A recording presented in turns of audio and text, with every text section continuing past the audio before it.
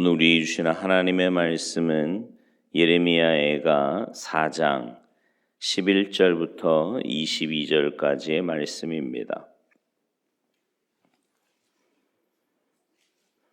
예레미야애가 4장 11절부터 22절까지 우리 한 목소리로 봉독하시겠습니다. 함께 봉독하십니다. 시작. 여호와께서 그의 분을 내시며 그의 맹렬한 진노를 쏟으시며 시온의 불을 지르사 그 터를 사르셨도다. 대적과 원수가 예루살렘 성문으로 들어갈 줄은 세상의 모든 왕들과 천하 모든 백성이 믿지 못하였었도다. 그의 선지자들의 죄들과 제사장들의 죄악들 때문이니 그들이 성읍 안에서 의인들의 피를 흘렸도다. 그들이 거리에서 맹인같이 방황하며 그들의 옷들이 피에 더러워졌으므로 아무도 만질 수 없도다. 사람들이 그들에게 외쳐 이르기를 저리 가라 부정하다 저리 가라 만지지 말라 하였으며 그들이 도망하여 방황할 때에 이방인들이 말하기를 그들이 다시는 여기서 살지 못하리라 하였도다. 여호와께서 노하여 그들을 흩으시고 다시는 돌보지 아니하시리니 그들이 제사장들을 높이지 아니하였으며 장로들을 대접하지 아니하였음이로다. 우리가 헛되이 도움을 바람으로 우리의 눈이 상하며 우리를 구원하지 못할 나라를 바라보았도다. 그들이 우리의 걸음을 엿보니 우리가 거리마다 다 다닐 수 없으며 우리의 끝이 가깝고 우리의 날들이 다하였으며 우리의 종말이 이르렀도다. 우리를 뒤쫓는 자들이 하늘의 독수리들보다 빠르며 산 꼭대기까지도 뒤쫓으며 광야에서도 우리를 잡으려고 매복하였도다. 우리의 콧김 곧 여호와께서 기름 부으신 자가 그들의 함정에 빠졌으며 우리가 그를 가리키며 전에 이르기를 우리가 그의 그늘 아래에서 이방인들 중에 살겠다 하던 자로다. 우스 땅에 사는 딸 에돔아 즐거워하며 기뻐하라.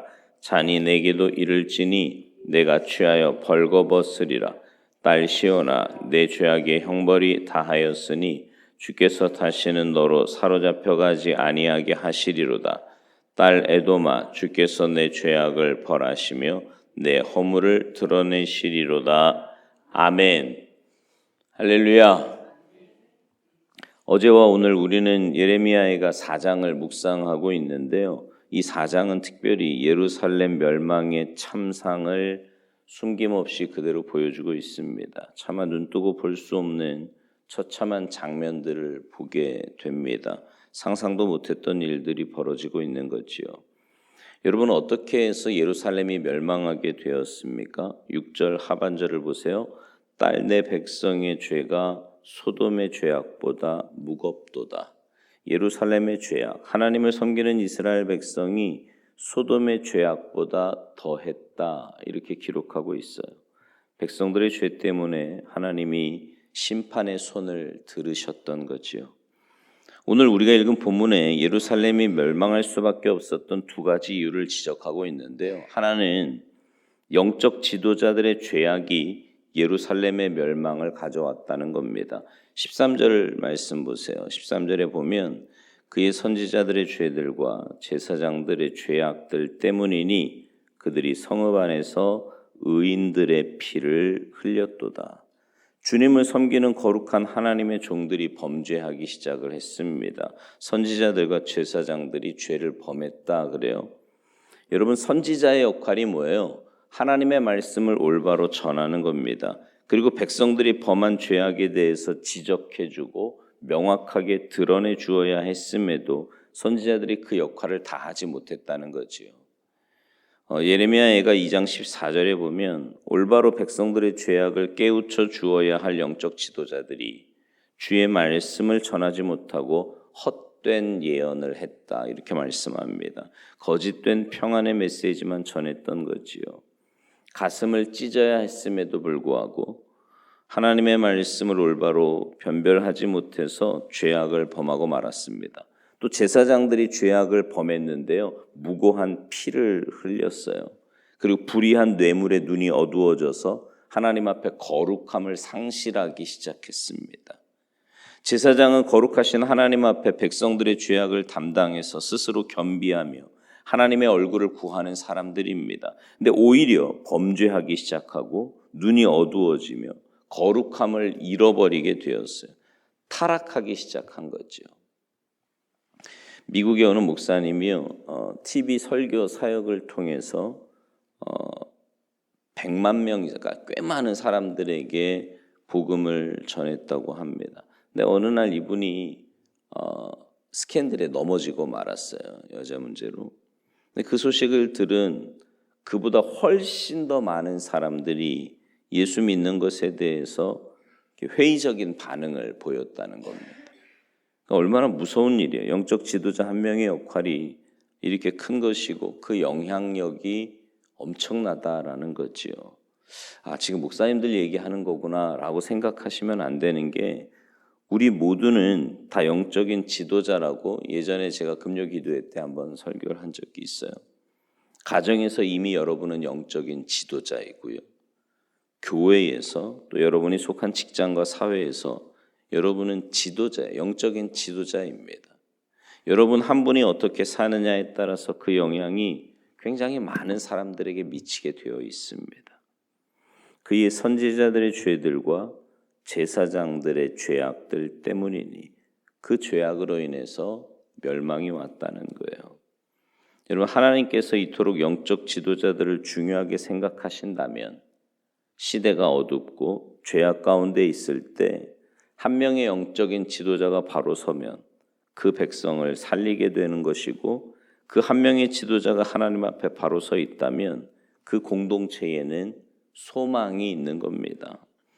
또 하나, 하나님을 바라보지 못하고 헛된 도움을 바라보았기 때문에 그들은 멸망하게 되었습니다. 오늘 본문 17절을 보세요. 우리가 헛되이 도움을 바람으로 우리의 눈이 상하며 우리를 구원하지 못할 나라를 바라보았도다. 백성들은요, 겉으로 강해 보이는 이방 나라와 그 왕을 바라보았습니다. 저 정도면 나를 보호해 주겠지. 저 사람이면 나를 책임져 주겠지. 이 정도면 내가 괜찮겠지. 근데 결과가 뭐예요? 18절 하반절에 보니까 우리의 끝이 가깝고 우리의 날들이 다하였으며 우리의 종말이 이르렀도다. 이렇게 탄식하는 날이 오고야 말았어요. 여러분, 이렇게 바라보는 게 뭡니까? 때로 우리는 눈에 보이는 것들을 바라볼 수밖에 없습니다. 그것을 헛된 도움이다, 이렇게 말씀하세요. 어떤 사람에게는 그것이 내가 의지하는 사람일 수 있습니다. 어떤 사람에게는 재물이나 권력이 될 수도 있어요. 그러나 어떤 사람도, 어떤 재물도, 어떤 권력도 우리가 믿고 의지하기에는 영원하지 않습니다. 영원하지 않은 것에 생명을 건다? 이건 굉장히 어리석은 거예요. 여러분이 가장 의지하고 또 바라보는 대상은 누구입니까? 여러분 한번 가만 생각해 보세요. 우리가 하나님 믿는다 그러잖아요. 우리 하나님의 자녀라 그러고, 그러니 당연히 하나님을 바라보면서 살아야 된다라는 건 머리로는 알아요. 근데 여러분이 이렇게 어떤 문제가 딱 닥치면 제일 먼저 떠오르는 게 뭡니까? 그게 어떤 문제든, 건강의 문제든, 경제적인 문제든, 자녀의 문제든, 어떤 문제든지 간에 문제가 딱 생기면 여러분의 머릿속에 제일 먼저 떠오르는 게 뭐냐고요. 사실은 여러분이 바라보는 건 그거예요. 여러분이 의지하는 건 그거라고. 만약에 그 문제를 만났을 때 여러분의 머릿속에 제일 먼저 드는 생각이 주님 앞에 나가 기도해야지. 하나님이 내 인생의 주인이시지. 하나님이 분명히 내 삶을 책임져 주실 거야 라는 생각이 든다면 여러분은 하나님을 믿는 게 맞아요. 하나님을 바라보는 게 맞다고요. 근데 어떤 문제가 딱 생기면 돈 먼저 생각이 나는 거예요. 어떤 문제가 딱 생기면 자식부터 생각이 들거나 혹은 배우자가 먼저 생각이 들거나 이런다면 정말 여러분이 의지하는 대상은 바로 그거예요. 시편 기자가요, 시편 121편 1, 2절에서 이런 고백을 합니다. 내가 산을 향하여 눈을 들리라. 나의 도움이 어디서 올까? 나의 도움은 천지를 지으신 여호와에게서로다. 하나님만이 우리의 참된 도움과 의지가 된다는 거지요. 그러기에 우리는 하나님을 바라보고 또 바라보아야 합니다. 어떻게 해야 하나님을 바라볼 수 있을까요? 이 예레미야 애가서에서는 두 가지를 가르쳐주고 있는데, 먼저 예레미야 애가 2장 18절에 보면 주를 향하여 부르짖으라 이렇게 말씀합니다. 부르짖으래요. 부르짖되 눈물을 강처럼 흘리면서 주님 앞에 마음을 물 쏟듯 하라고 하십니다.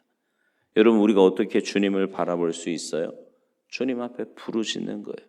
간절히 매달리는 겁니다. 여러분, 지난주에 설교 시간에 말씀드린 것처럼 전심으로 기도하는 거예요. 매일 새벽에 나오셔서 기도하실 때 습관적으로 기도하지 마세요. 그냥 나 오늘도 새벽 기도했다, 여기에 만족하지 마시라고. 여러분의 마음을 하나님 앞에 전심으로 쏟아놓고 마음을 찢고 헛된 것들을 버리고 회개하고 하나님께 부르짖을 때 하나님께서 도와주실 줄 믿습니다.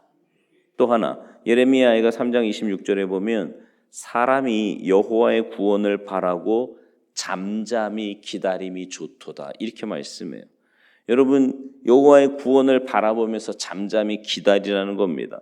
부르짖었으면 잠잠히 기다려야 되는 거예요. 여러분, 부르짖었다는 건 뭐예요? 하나님의 도우심을 구했다라는 거잖아요. 하나님을 의지했다라는 거잖아요. 그러면 그 다음에는 우리가 해야 될 일은 뭐냐면 막 정신없이 막 이리 뛰고 저리 뛰고 막 어찌할 바를 몰라서 마음을 못 잡고 이러는 게 아니고요. 하나님 앞에 기도했으니까 하나님의 역사하심을 잠잠히 기다릴 줄 알아야 돼요.